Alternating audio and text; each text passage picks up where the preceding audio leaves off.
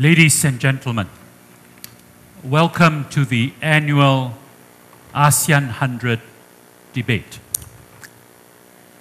Underlying all our discussions on ASEAN is the perennial tension between nationalism, the assertion of national interests, the assertion of national identity, and regionalism, which is based on the proposition that the whole is greater than the sum of the parts. Whether we are talking about territorial conflict, whether we are talking about claims in the South China Sea, whether we are talking about burden sharing, such as is the subject in Europe today, it is all about this tension between nationalism and regionalism. This tension is the subject of this year's debate. And the motion of the debate is that this House believes that in a contest between nationalism and regionalism in ASEAN, nationalism always wins. That is the motion. Nationalism always wins. And apparently about 83% of people in this room believe this to be the case, which means it is going to require the highest standards of statesmanship to achieve the vision of one ASEAN. Hopefully, the people out there don't have exactly the same views as the people in the room. Now, to debate this motion, we have four excellent debaters from across ASEAN. They come from four different ASEAN countries to debate for the motion that nationalism always wins. We have Dr. Buranaj, who is the CEO of Trinity Assets and member of the Thai Parliament. He will debate for the motion. To support Dr. Buranaj, we have Mr. Herman Kraft, Associate Professor at the University of the Philippines. To debate against the motion, we have another Dr. B, Dr. Bayu, who is chairman of the Executive Global Network of Indonesia and a frequent commentator on management and business challenges. To support Dr. Bayu is the legendary Khairy Jamaluddin, legendary as one of the ASEAN 100's finest debaters. Khairy Jamaluddin is the Member of Parliament for Rembau, Malaysia, and the Chief of UMNO Youth, the youth wing of the leading component within Malaysia's ruling Barisan Nasional. Now, this debate will be conducted according to strict rules of debate.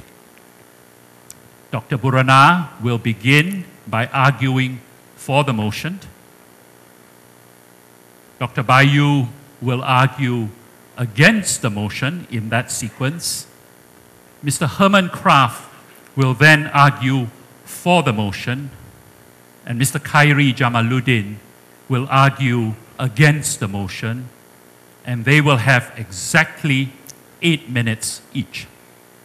After that, we will throw the discussion open to the floor, and you are welcome to participate with one condition.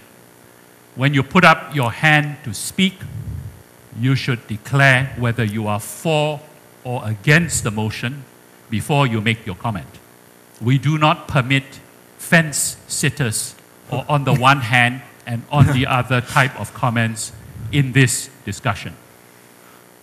After 15 or 20 minutes of open forum discussion, I will then turn back to the panel in the same sequence where they will give their closing comments, except this time they will be permitted only 5 minutes each. And then we will have the electronic poll again. And there's no winner or loser to this debate. But I guess the most persuasive side will be how the percentages shift. For example, if it goes from 83% to 75%, then we would suggest that the people arguing against the motion has a degree of persuasive power. But let's see. Ladies and gentlemen, please join me in welcoming Dr. Buranaj to argue for the motion, for this rostrum, against this rostrum. And I'm told that the playing field is entirely level. The two rostrums are exactly the same, although the wording on the front is slightly different, but there's no advantage given to one or the other. Dr. Buranaj.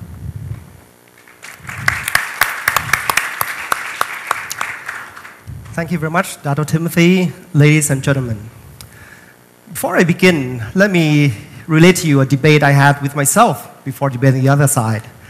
As an ASEAN optimist, this is one debate I definitely would like to be on the losing side of.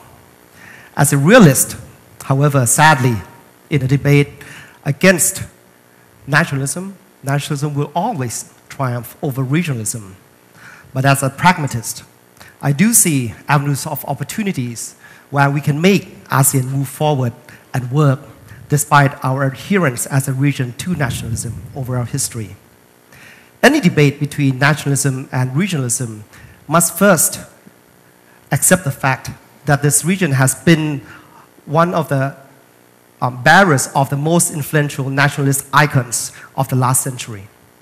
From Rizal here in the Philippines, to Aung San in Burma, to Uncle Ho in Vietnam, Sukarno in Indonesia, these leaders have inspired a renewed searching of a collective ASEAN identity after decolonization.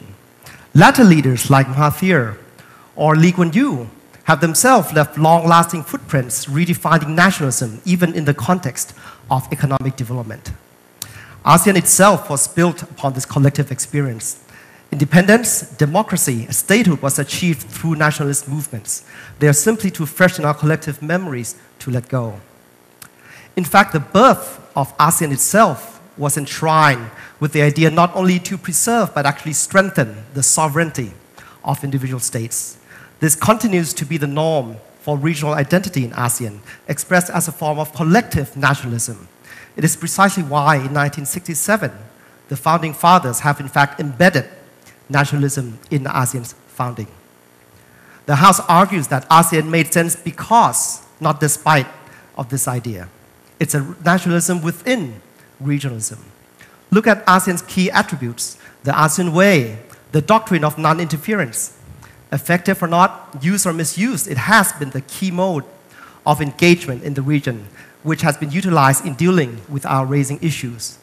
The basis in which we have dealt with conflicts throughout this time, through building and reaching consensus, was a prime reason ASEAN has continued to successfully avert war among its members.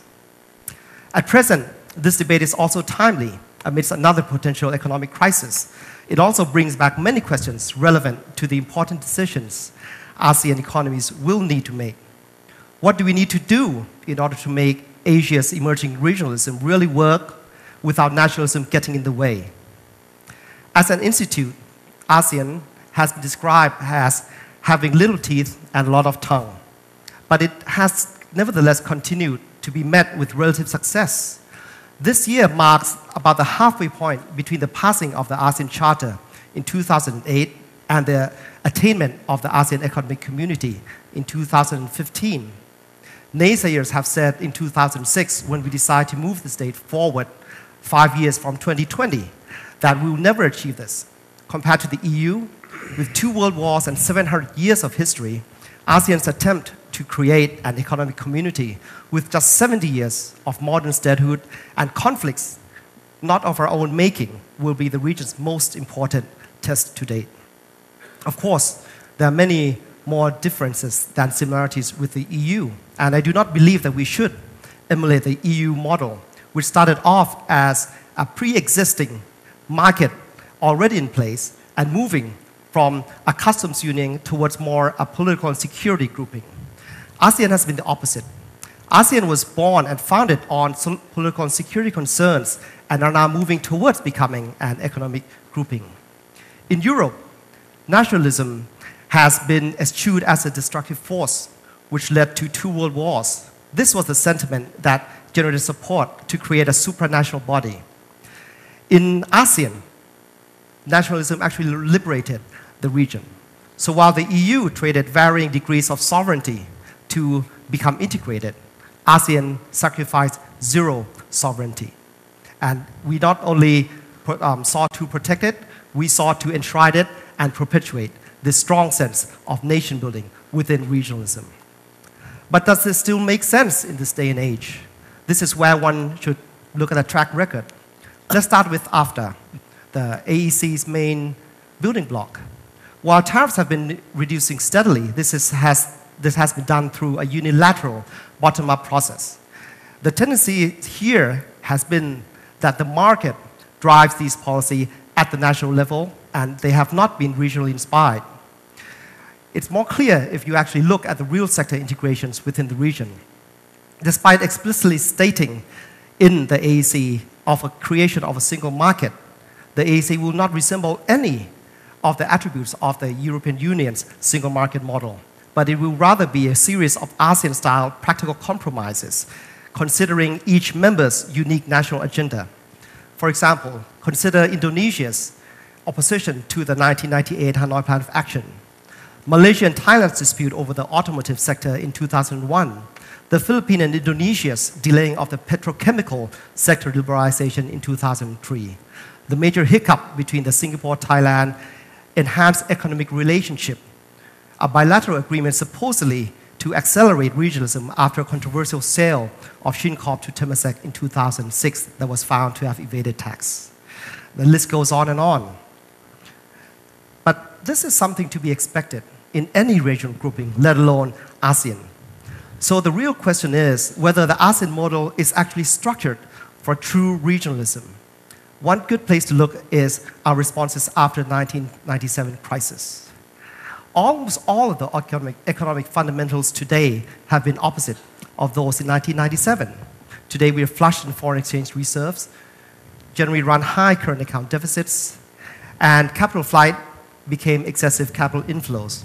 Overvalued currencies now have become relatively undervalued. One observer actually called this the ASEAN consensus as opposed to the Washington consensus. Was this a result of regional coordination? The answer is a resounding no. The House argues that the present economic policies in ASEAN overwhelmingly reflect national, not regional policies. As a matter of fact, even in trade, now that intra-regional trade has surpassed the 50% mark, but many of this has been due to an export-led push within individual economies. In liberalization, it's clear that we chose a path not to become a fortress ASEAN after 1997, and there are many reasons to commend that. But the fact that liberalization has been done in a unilateral basis demonstrates that while as countries and nations we're committed to liberalization, there's still a lot of work to be done in the regional level. And I believe that this reflects a pragmatic ASEAN, something that the ASEAN way embodies through reaching consensus, peer pressure, and coordination. So I do believe that in normal times, we can individually pick and choose which sectors to liberalize, which sectors to compete or complement each other. But in crisis times, this will be a strong test. The most important question, which I will address in the second part, is with the current state of political populism and nationalism affecting the world, how will ASEAN stand the test of time? Thank you very much.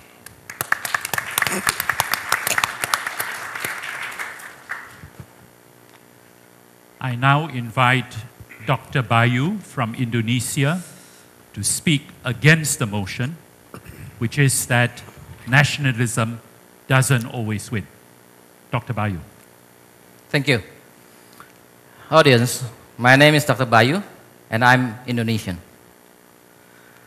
I love my country, I love my people, and I'm a nationalist, but I'm not in the wrong side. What I want to say is that even though I'm Indonesian, based on the Chinese ethnic, which has been subjected to some,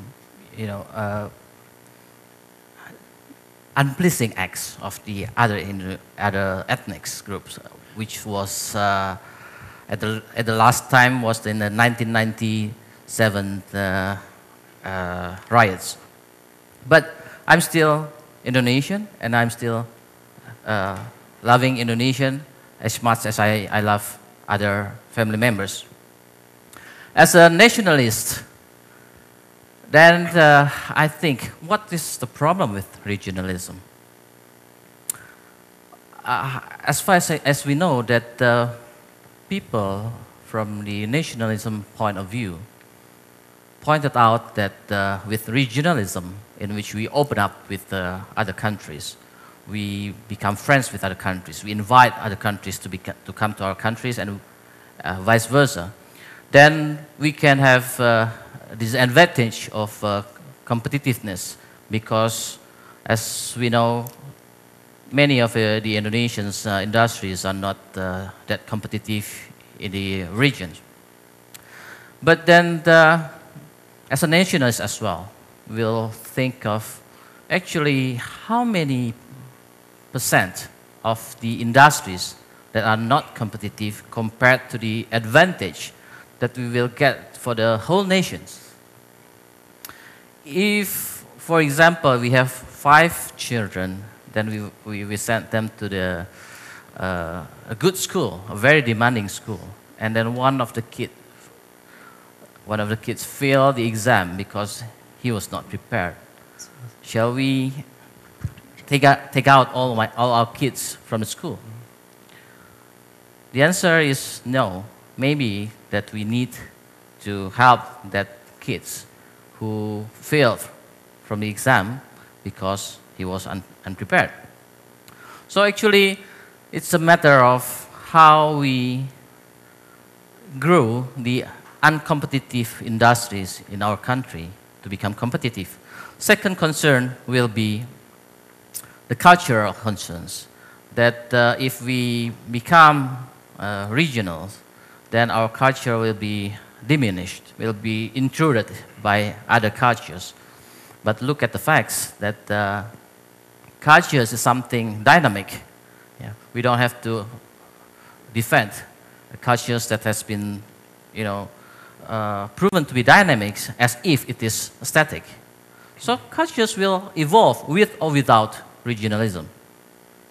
And the third is maybe that we have different platform from the economic strength of each country, that we might not be able to fight against our regionalism friend in our region, so that we will become the victim of the competition between our friends in the region. But again, that is the point of view of competitions. Actually, that's not the point of view of cooperations. If we see that when the Berlin Walls broke down, who are the people who gained the most? That is the East Germany people, because their standard of living were lifted up by the Western part. So actually, that is no concern at all.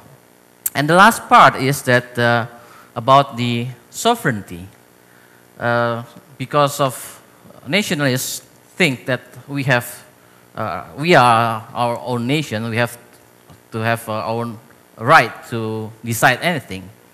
And if we are in a regionalism, then we have to compromise with other countries. But actually, if we see, this kind of thing concerns more on the governed people rather than the common people. Because for the governed people, the sovereignty is the thing that they are paid for. They're the things that they hold on, that they don't want to give up so easily. So if there's a delay in process of regionalism, it might be that actually the government people who are not really willing to giving up the sovereignty, because it means that they have to, previously they can decide themselves, now they have to compromise with the others. If we see the EU example, of course we are not the same as EU, but if we see in EU in terms of regionalism, even when the problem comes out like now, where the Greece face default threat, still the pollings that was done in Greece and other EU countries shows that majority of people didn't vote for breakaway. Rather than they said that we must be even more closer. And if we open up for regionalism, that means that not only regionalism in terms of ASEAN, but we should open up our mind that regionalism can mean that someday we will even go to the United States of Asia. Why not? So what my proposition is that while nationalism is in our heart, we cannot deny we have nationalism right now, but it is emotional. In the logical way, we know regionalism is the best way to make our countries better off for every countries. So in actions, as educated people, we think that we will take actions based on our logical ways.